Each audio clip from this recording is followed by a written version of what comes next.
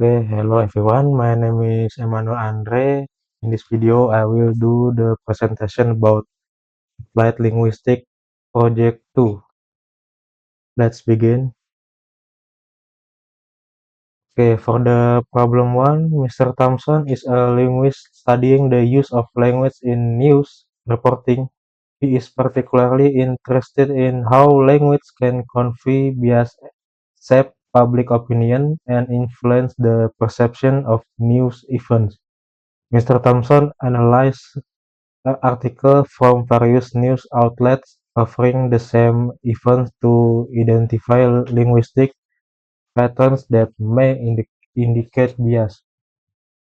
He also considers the impact of this linguistic choice on the audience understanding and interpretation of the news.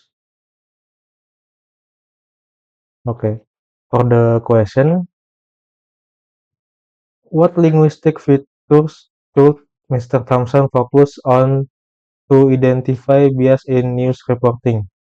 Okay, for my answer, Mr. Thompson should focus on the following three key linguistic features to identify bias in news reporting. For number one, lexical choice. The specific words and phrase use can reveal bias. For example, using terms like terrorist versus freedom fighter or regime versus government reflects an ideological stance. Loaded words carry emotional weight and subtly influence how readers perceive individuals or groups. Mr. Thompson should examine if certain outlets consistently use emotionally charged or value-laden words for one side of a story. And then for number two, framing and omission of information. Bias can be conveyed through what is emphasized or omitted. This includes headlines, opening paragraphs, and the choice of words or thoughts. For example, if an article focuses only on the negative aspects, a protest without mentioning the cause or peaceful elements, it frames the event in a one-sided manner. Mr. Thompson should analyze how stories are structured and what perspectives are highlighted or ignored. And then number three is grammatical structure and agency. The use of passive versus active voice can hide or emphasize responsibility. For instance, saying protesters were shot or passive versus police shot the protester atau aktif. Thanks how blame is assigned. Additionally, nominalization, turning verbs into nouns, can depersonalize action.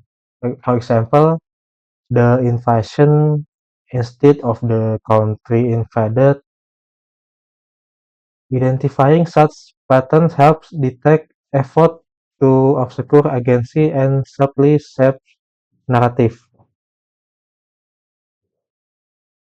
The problem two, imagine you are a language planner working for the government of a country with a diverse linguistic landscape. The country has several indigenous languages spoken by different ethnic groups, as well as a dominant national language used for official purpose.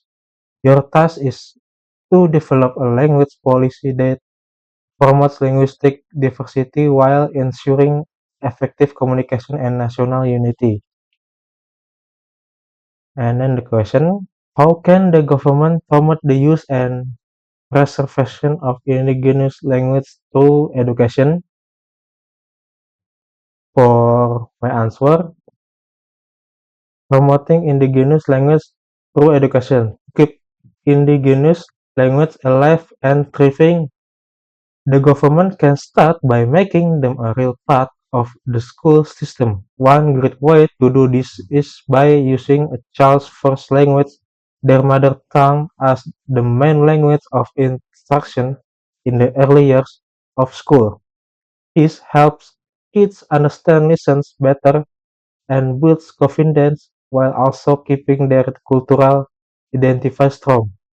Over time, they can also learn the national language and even a foreign one like English. It's also important to have teachers who speak this local language and understand the culture behind them. That means training and supporting educators from the communities themselves.